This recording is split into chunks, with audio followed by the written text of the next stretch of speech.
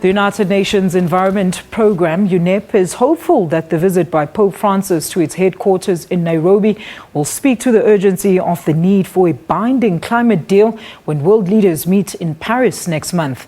UNEP Executive Director Achim Steiner says the visit will highlight Africa's vulnerability due to the effects of climate change and the need for developed nations to shelve personal interests for a deal that takes into consideration the global poor.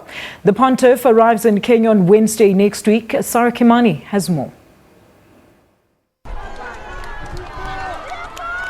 Twice this year, the head of the Catholic Church has called for radical transformation of politics, economics and way of life to stem the effects of climate change.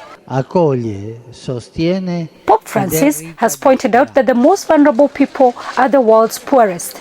Little wonder then that among his chosen places of visit during his tour of Kenya is the United Nations Environment Programme's offices, UNEP. It doesn't matter whether he's the leader of the Catholic faith.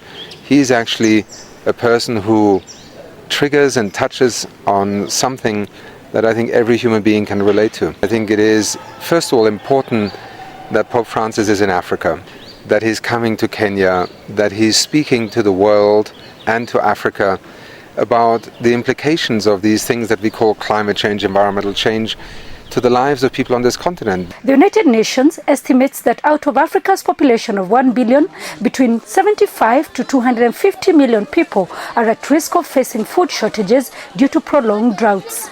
Southern African nations are likely to be faced by frequent flooding. Climate change, scientists say, will spell an economic disaster for the continent.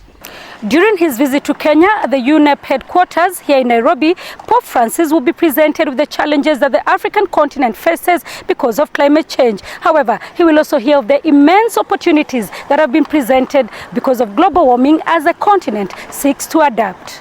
I am completely confident that whatever he will choose to speak to, it will be not only extremely relevant from an African point of view, I think it will also do what he has become so admired for, which is that he's not a single issue pope.